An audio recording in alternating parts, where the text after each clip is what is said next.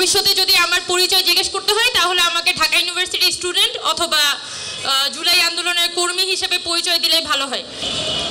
প্রথমত ধন্যবাদ জানাতে চাই ছাত্র ফেডারেশনকে এবং মঙ্গলবারের গপসপকে আজকে অত্যন্ত এই গুরুত্বপূর্ণ এই সংলাপটি আয়োজন করার জন্য এবং এই ওপেন ফিল্ডে আয়োজন করার জন্য।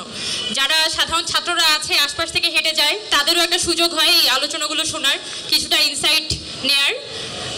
সেই আয়োজনটি করার জন্য অসংখ্য ধন্যবাদ। আর দ্বিতীয় আরেকটা বিষয় যে বৈষম্যবিরোধী ছাত্র আন্দোলন মুখপাত্র পরিচয়টির ব্যাপারে আমি খুব একটা কমফোর্টেবল না বর্তমানে। তো সুপার ফ্রেশ ফর্টিফাইড সয়াবিন তেল, শুরু হোক হেলদি লাইফের জার্নি। ভবিষ্যতে যদি আমার পরিচয় জিজ্ঞেস করতে হয় তাহলে আমাকে ঢাকা ইউনিভার্সিটির স্টুডেন্ট অথবা জুলাই আন্দোলনের কর্মী হিসেবে পরিচয় দিলে ভালো হয়।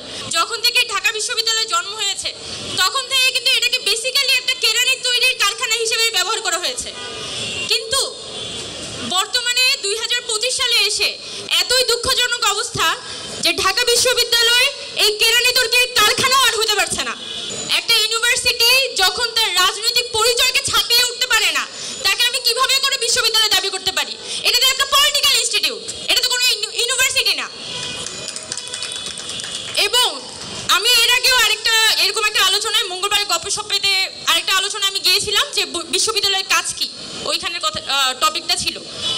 তখন এই কোয়েশ্চেনটা আমি তুলি যে 1971 সালে যখন প্রথমবারের মতো একটা দেশ স্বাধীন হয়, সেম একদম গরম গরম তরুণরা মাত্র তারা যুদ্ধ করে এসেছে, পাকিস্তানি আর্মির সাথে যুদ্ধ করেছে, একটা দেশ স্বাধীন করেছে, তাদের মধ্যে কিন্তু একটা স্পৃহা ছিল এই দেশটাকে তারা পরিবর্তন করবে।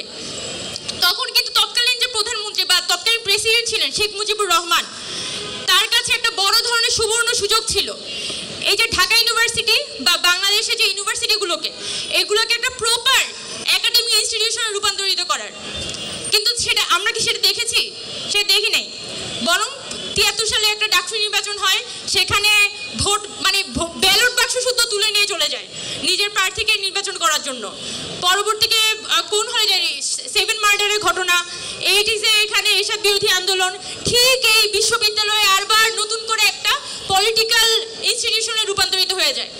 এবং 1971 সালের পরে for the very first time এই 2024 সালে এই ঢাকা বিশ্ববিদ্যালয়ের কাছে একটা সুযোগ আসে যে সে একটা সুরাহা করবে। সে যে একটা রাজনৈতিক বিশ্ববিদ্যালয়ের তকমা পেয়েছে, সেই তকমাটা থেকে সে মুক্তি পাবে।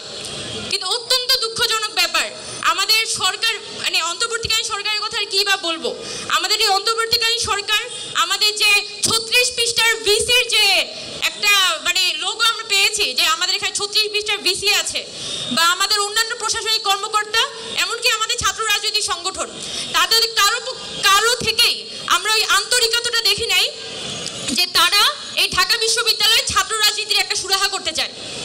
বরং যতবার আমি এই দায়টা নিয়ে বলবো, আমি বৈষম্যবিরোধী মুখপাত্র হওয়ার আগেও এবং মুখপাত্র হওয়ার পরেও প্রচুর জায়গায় প্রচুর দফতরে দৌড়েছি, অনেক জায়গায় কথা বলেছি, ছাত্র রাজনৈতিক সংগঠনগুলোর সাথে কথা হয়েছে।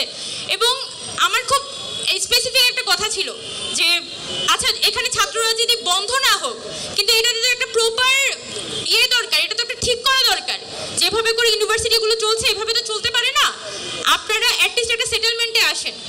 এবং প্রশাসনের কাছে আমি বিশেষভাবে তখন বলেছিলাম যে আপনারা সাধারণ ছাত্র যারা মনে করে যে বিশ্ববিদ্যালয়ে ছাত্র রাজনীতি থাকা উচিত না, সেই ছাত্রদের মধ্য থেকে ছাত্রদের সাথে আপনারা সংলাপ করেন, ফ্যাকাল্টির সাথে প্রত্যেকটা ফ্যাকাল্টি বেসিসে আমাদের বিশ্ববিদ্যালয় প্রশাসন যাতে বৈঠক করে, প্রত্যেকটা ছাত্র সংগঠনের সাথে একটা ওপেন ডিবেট তারা আয়োজন করুক। এই আজকে যেমন আমরা ওপেন কথা বলছি না, ঠিক তেমনি ঢাকা বিশ্ববিদ্যালয়ের বটতলায় বা ঢাকা ইউনিভার্সিটির জিমনেশিয়ামে যে মাঠ, সেখানে একটা ওপেন ডিবেট আয়োজন করা হোক, যেখানে জেনারেল স্টুডেন্টরা থাকবে, যেখানে ছাত্র রাজনৈতিক সংগঠনগুলো থাকবে এবং সকলে মিলে একটা ওপেন ডিবেট হবে। শুধু ফ্রেশই উন্নত মানের সয়াবিন বীজ ইম্পোর্ট করে নিজেদের ফ্যাক্টরিতে উৎপাদন করে বলে তেল থাকে ফ্রেশ, যা আপনার ব্যাড কোলেস্ট্রল কমায়। এবং এই ধরনের ডিবেটের মধ্য দিয়ে ঢাকা বিশ্ববিদ্যালয়ের ছাত্র রাজনীতি একটা সুরাহা হবে। আমি অনেক চেষ্টা করি, পরবর্তীতে আমি যেটা দেখেছিলাম যে বিশ্ববিদ্যালয়ের প্রশাসন টুকটাক এই যে ইনডোর বৈঠক আয়োজন করা শুরু করে, মূলত ছাত্র সংগঠনগুলোর সাথে বিভিন্ন ইনডোর বৈঠক তারা করবে। সেই ইনডোর বৈঠকের ফলাফল আজ পর্যন্ত পাওয়া যায় নাই। এখন মানে 2 মাস পর যাইতে তো এটা আবার ডাকসুর আলাপে কনভার্টেড হয়ে গেল, কারণ কেউ কোনো কিছুতে স্থির না, সবার সব সমাধান একসাথে দরকার। বাংলাদেশে যেটা আমি দেখছি, এই ঢাকা বিশ্ববিদ্যালয়ে স্টুডেন্টরা, আমাদের যারা সাধারণ শিক্ষার্থীরা, তারা কিন্তু পুনরায় আমাদের যে প্রশাসনিক কাঠামো বলি এবং আমাদের যে ছাত্র রাজনৈতিক সংগঠন, প্রত্যেকের কাছ থেকে প্রচণ্ড রকমের মানসিকভাবে দূরত্ব বোধ করে এবং তারা, সাধারণ ছাত্ররা মনে করে যে এই ছাত্র সংগঠনগুলো এবং এই প্রশাসন তাদেরকে তাদের অধিকার থেকে বঞ্চিত করেছে এবং জুলাই অভ্যুত্থানকে তারা ব্যর্থ করেছে। এবং এই দায়, এটা আমার, এই প্রশাসনের এবং এই ছাত্র সংগঠনগুলো সবারই, এবং এই দায় মাথা পেতে নিয়ে আমাদের আজীবন এই জিনিসটার খেসারত দিতে হবে। এটা আমি এখানে বলে গেলাম।